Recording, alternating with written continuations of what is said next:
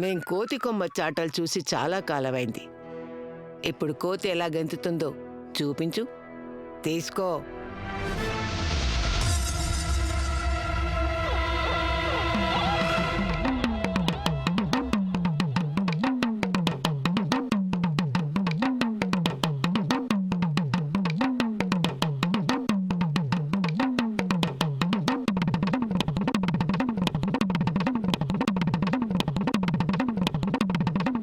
ఈ పిచ్చి చేష్టలో ఆపండి చిన్న రాణి గారు.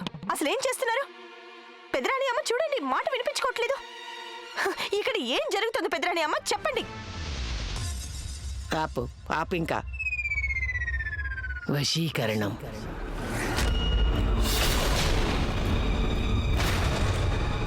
వశీకరణమా?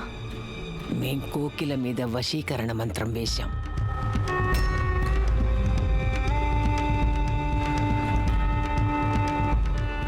ఇప్పుడు తను మా వశంలో ఉంది. మేమేం చెప్తే అదే చేస్తుంది. అక్కడ గాయత్రి అన్నిట్లోనూ గెలుస్తుంటే మీకు ఇక్కడ వినోదం కావాల్సి వచ్చిందా? కుట్రలు చేయడం అన్నది ఒక కళ. యుద్ధంలో గెలవడం రాజనీతి.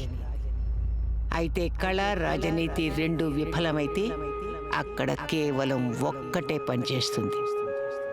అదేమిటో తెలుసా? చేతబడి.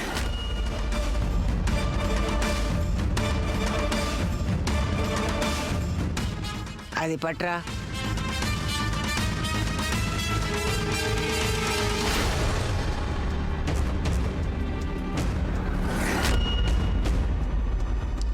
ఆ గాయత్రి ధర్మాన్ని ఆచరిస్తే మా దగ్గర ఏదుంది?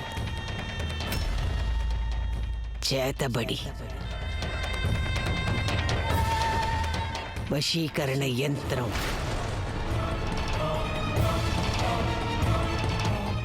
నువ్వు రాణాగారి మీద వశీకరణం వెయ్యాలి.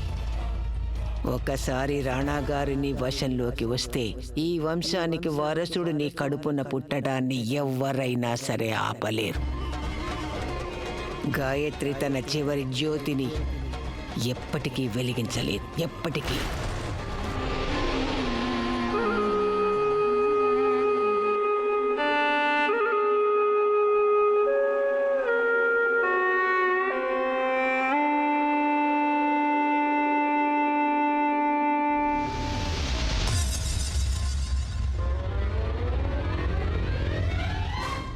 వెళ్ళు, ఆ బంతిని తీసుకురా.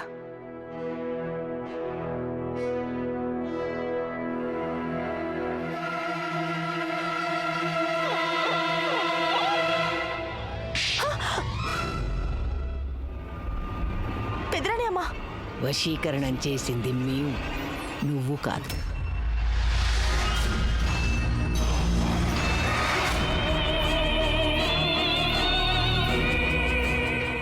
గాయత్రి,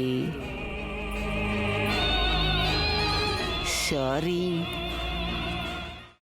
అమ్మా, అలాంటి వాళ్ళది నిజమైన ప్రేమ కాదు, అది వ్యామోహం.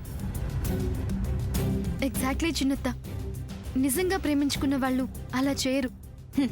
ఎంత మనసు విరిగిపోతే కన్న కూతుర్ని పట్టుకొని మా దృష్టిలో చచ్చిపోయా ఉంటుందా తల్లి? అది సరే అమ్మా, తన కూతురుతో తన మాట అనేటప్పుడు ఆమె మాటల్లో వ్యథ, కళ్ళల్లో బాధ గమనించావమ్మా? పెద్దబాబుకు బర్త్డే విషెస్ చెప్పు కూడా వెళ్ళాం కదా. ఊరికే ఎలా కాలిపోతుంది? మంట పెడితేనో పడితేనో తగలబడుతుంది.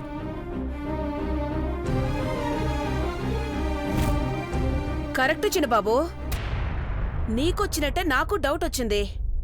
పార్వతే షర్టును తగలబెట్టిందనుకుంటా.